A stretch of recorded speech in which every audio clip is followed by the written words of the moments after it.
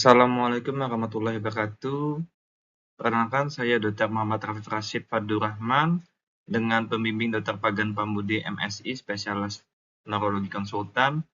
Hari ini akan mempresentasikan textbook reading saya berjudul Acute Ischemic Stroke Imaging and Intervention dari buku R.J. Gonzalez.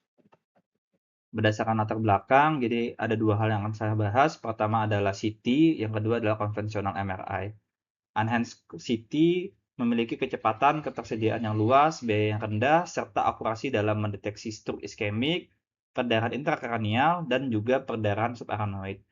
Di mana CT menjadikan pemeriksaan diagnostik lini pertama untuk evaluasi kegawat daruratan pada stroke akut. Berikutnya adalah konvensional MRI, di mana stroke dapat dievaluasi menggunakan sequence MRI konvensional. Stroke memiliki gambaran yang khas pada MRI konvensional yang bervariasi bergantung pada usia infak. Ini adalah enhanced computed tomography. Jadi ini merupakan salah satu lini pertama untuk evaluasi, di mana sangat penting dalam kegawat daruratan stroke akut karena cepat, murah, dan mudah diakses dan akurat dalam menyingkirkan perdarahan. Di mana deteksi hiperakut dapat dilihat dengan beberapa gejala. Nah, selain itu, peran lain dari CT adalah menentukan area prediksi dari infak, memprediksi luaran klinis dan respon terhadap terapi trombolitik. Berikutnya adalah membantu memprediksi risiko transformasi hemoragik pasca reperfusi. Bisa kita lihat di gambar sebelah kanan bahwa ini adalah salah satu gambaran CT scan kepala, di mana tetap pada langkah kita akan melihat apakah ada gambaran baik itu hipodens atau hiperdens.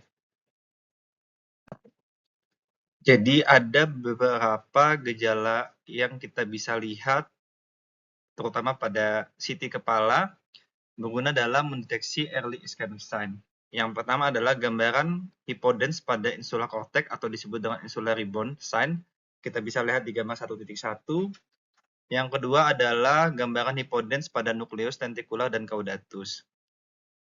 Yang ketiga adalah terlihat gambaran pembekakan pada daerah kortikal atau terlihat gambaran edem, yakni bagian sulcus dan gyrus mulai tidak terlihat. Berikutnya adalah pada gambar keempat, adanya gambaran loss of gray white matter differentiation. Jadi ini kita akan melihat bahwa pada bagian korteks itu kan gambarannya adalah gray matter, sedangkan pada bagian subkorteks adalah gambaran white matter. Pada gambar di 1.4 kita bisa melihat pada gambar panah tersebut menunjukkan adanya hilangnya batas antara gray matter dan white matter. Nah, selanjutnya adalah pada gambar kelima atau titik 15 itu ada gambaran hipodens MCA sign, di mana itu gambaran yang terjadi karena adanya suatu trombus yang menutup pada pembuluh darah sehingga gambaran hiperdens yang kita lihat. Selanjutnya adalah prinsip dasar CT scan dan skala Hounsfield unit. CT scan berguna untuk menentukan suatu jaringan di mana satuan skala densitas atau disebut dengan Hounsfield unit. Densitas rendah atau hipodens bernilai negatif seperti air dan lemak, sedangkan densitas tinggi atau hiperdens bernilai potensi parenkim otak, otot, darah, dan tulang. Bisa kita lihat pada tabel sebelah kanan, di mana 0 pada nilai Hounsfield unit itu menunjukkan gambaran air, sedangkan negatif itu adalah udara dan lemak, sedangkan positif itu pertama adalah bone atau metal, di mana Hounsfield unitnya bisa lebih dari 1000. Selanjutnya adanya kalsifikasi 30-500 Hounsfield unit. Yang berikutnya adalah blood atau darah, yakni 60-100 Hounsfield unit. Gray matter 30-35 Hounsfield unit. White matter 20-25 Hounsfield unit. Otot 20-40 Hounsfield unit. Selanjutnya ada prinsip dasar CT scan dan skala Hounsfield unit. Kita lihat pada gambar sebelah kiri, ini adalah contoh dari penghitungan dari Hounsfield unit dengan menggunakan CT scan. Kita lihat bahwa pada daerah paraventrikal sebelah kanan itu menunjukkan gambaran Hounsfield unitnya adalah 17, di mana tadi kita bahas bahwa 17 ini menunjukkan suatu gambaran infak. Nah, pada gambar sebelah kanan itu kita lihat bahwa tulang itu nilainya adalah 1000, Sedangkan pada white matter itu 20-30, otot adalah 20-40, gray matter adalah 30-40, hemorrhagic atau perdarahan itu nilainya 60-95, sedangkan cairan cerebral fluid atau cairan ACS itu nilainya 0, lemak adalah 30-70, sedangkan udara adalah -1000. Nah, secara patofisiologis, jadi pada fase awal, kurang dari 6 jam terjadinya suatu edema sitotoksik, di mana penyebabnya yakni asidosis laktat dan juga kegagalan pompa ion sel atau defisit dari ATP. Secara mekanisme, yakni pergeseran dari air dari ekstraselular ke intraselular yang menyebabkan terjadinya suatu pembekakan sel. Di mana tampilan CT menunjukkan suatu gambaran HU yang menurun karena total cairan belum banyak yang berubah. Nah, pada fase lanjut, yakni lebih dari 6 jam, yakni terjadi suatu edema vasogenik, di mana penyebabnya yakni kerusakan pada tight junction pada sel endotel, pembuluh darah, atau blood barrier yang menunjukkan pada gambaran CT yakni hipodensitas yang lebih jelas terlihat. Nah, tantangannya yakni perubahan nilai HU yang sangat kecil itu bisa sulit dideteksi oleh mata, sehingga nanti kita akan melihat dengan window wide dan juga central level yang optimal. Di mana pada fase akut tadi, gambarannya masih kurang jelas, pada subakut sudah mulai ada tampak walaupun masih tidak sejelas jika fase kronis. Pada berikutnya adalah optimalisasi dari window CT pada stroke hiperakut. Jadi, penurunan HU pada infak awal sangat kecil sehingga sulit untuk dideteksi mata pada pengaturan CT standar. Aplikasi windowing khusus pada window wide dan juga center level yang sempit dan standar itu berguna untuk membedakan apakah ini substansia gracia atau alba. Berdasarkan dari klinis bahwa pada sensitivitasnya sekitar 57% dengan spesifitas 100% saat kita lakukan penyempitan dari window wide dan juga central level. Selain itu, kita bisa juga membandingkan antara HU antara hemisfer kiri dan kanan sebagai pembanding. Jadi kita bisa membandingkan apakah benar ini suatu gambaran hipodense atau hyperdense.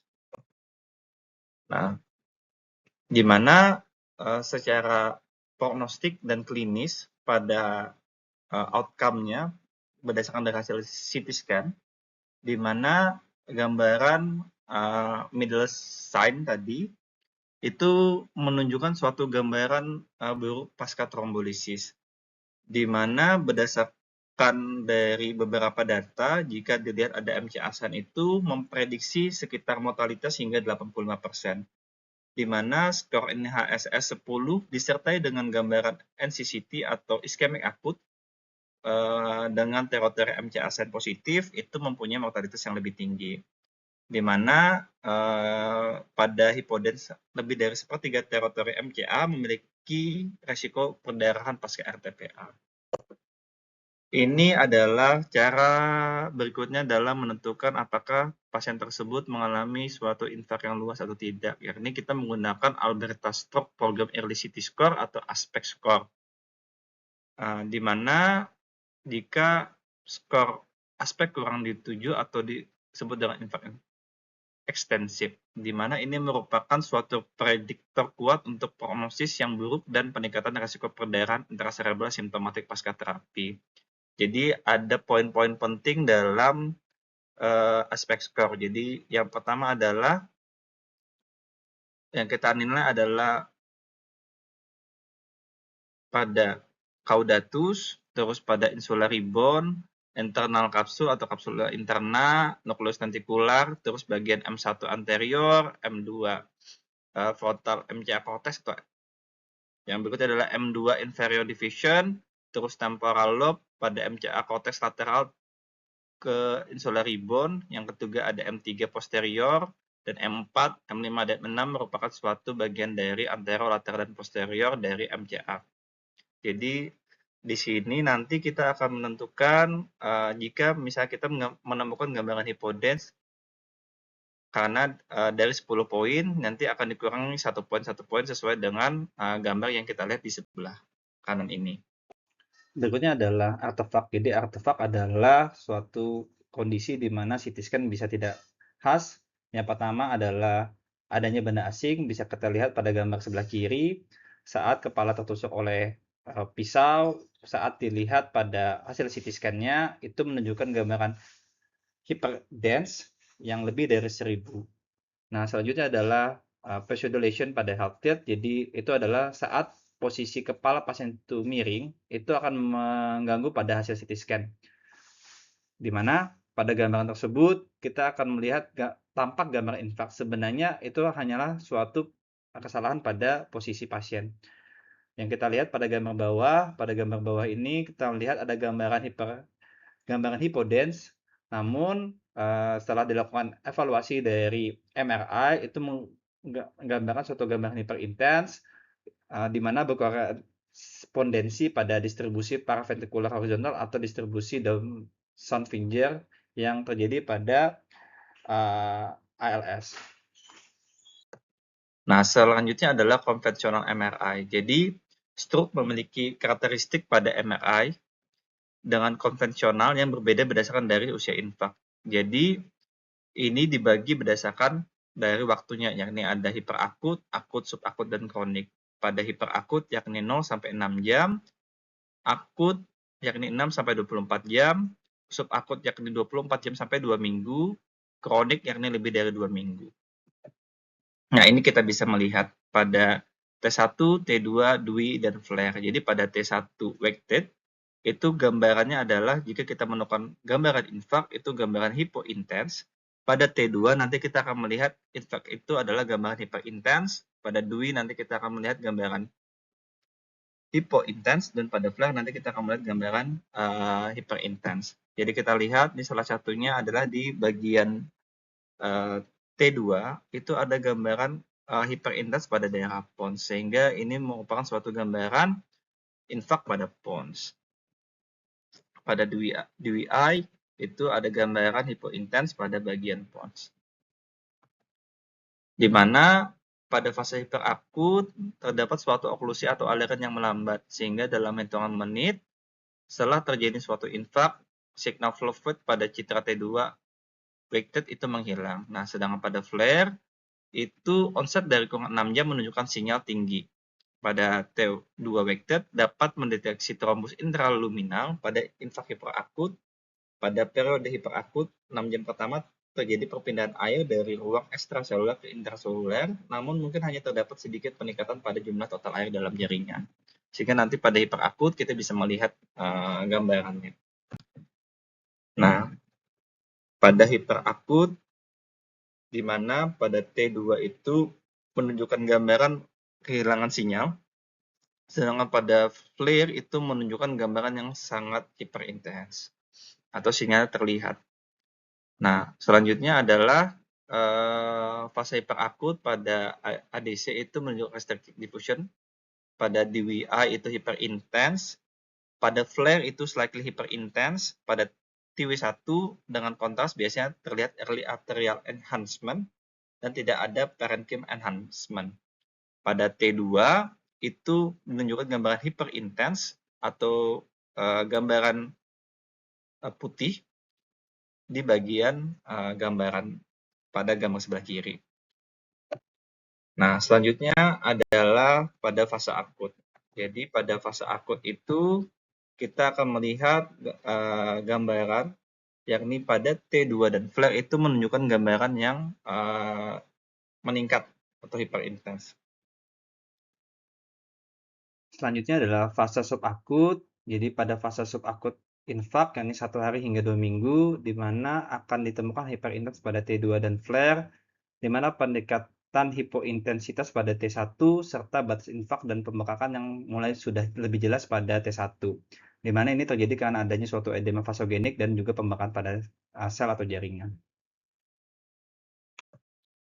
Nah, ini pada fase subakut, yakni dari hari pertama dan sampai ke minggu kedua, di mana pada gambaran T2 dan juga flare menunjukkan adanya gambaran high signal, di mana T1 itu sudah mulai terlihat gambaran hypointens. Pada fase kronik, yakni usia stroke 2 minggu sampai 6 minggu, di mana ini terjadi suatu resolusi lesi atau pembentukan suatu kavitas, di mana nanti terjadi suatu efek massa dan edem yang menyebabkan terjadinya hilangnya volume dari jaringan parenkim. Yang berikutnya adalah stadium kronis definitif, di mana terjadi suatu gambaran pada hasil MRI-nya ini hiperintens pada T2 dan hiperintens pada T1, disertai dengan dilatasi pada ventrikas dan juga sulcus ex vacuo. Nah, sedangkan setelah 6 minggu, penyengatan parenkim atau meningial atau vaskular itu mulai tidak terlihat. Nah, pada fase kronik ini nanti kita akan melihat gambaran T2 itu melihat gambaran meningkat, yaitu hiperintens. Di mana pada T1 itu akan menunjukkan suatu gambaran hiperintens yang lebih jelas. Jadi selanjutnya adalah transformasi perdarahan. Jadi pada MRI itu juga mempunyai fungsi untuk menentukan adanya suatu perubahan dari gambaran transformasi perdarahan, di mana transformasi hemoragik pada infak merupakan perdarahan sekunder dari jaringan iskemik yang bervariasi mulai dari pateki kecil hingga suatu hematoma parenkim yang besar, di mana faktor risiko utama adalah stroke emboli, reperfusi kolateral yang baik, hipertensi atau penggunaan antikoagulan dan juga terapi trombolitik.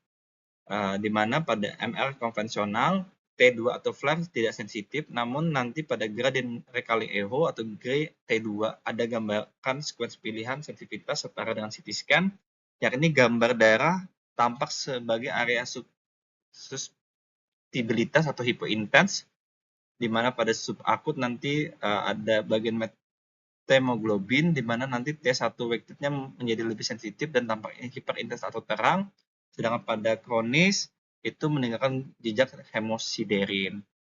Bisa kita lihat pada gambaran sebelah kiri. Kesimpulan dari yang kita bahas tadi, CT tanpa kontak atau NC-CT tetap menjadi standar untuk triase stroke akut, di mana CT memiliki keuntungan dalam mengevaluasi pasien stroke akut meliputi dari satu praktis, kedua akurasi, ketiga cepat, dan juga efektivitas biaya. Di mana CT dapat menilai secara cepat pasien yang mengalami perdarahan. CT memiliki nilai prognostik bagi pasien yang menerima terapi trombolitik. Aspek skor berguna untuk modalitas melihat apakah ada oklusi pada MCA, sehingga ini menjadi pilihan awal dalam pasien dengan stroke akut. Nah, MRI konvensional dapat mendiagnosis infak pada fase hiperakut, akut, dan subakut, dan kronik, di mana pada fase hiperakut ditemukan yang dominan adalah hilangnya flow pada T2 dan tampak hiperintens pada flare. Nah, pada stadium akut hingga kronis, abnormalitas parenkim pada flare dan T2 tampak jelas dan degenerasi Wallerian mulai terbentuk. Mungkin itu saja yang saya sampaikan. Saya ucapkan terima kasih.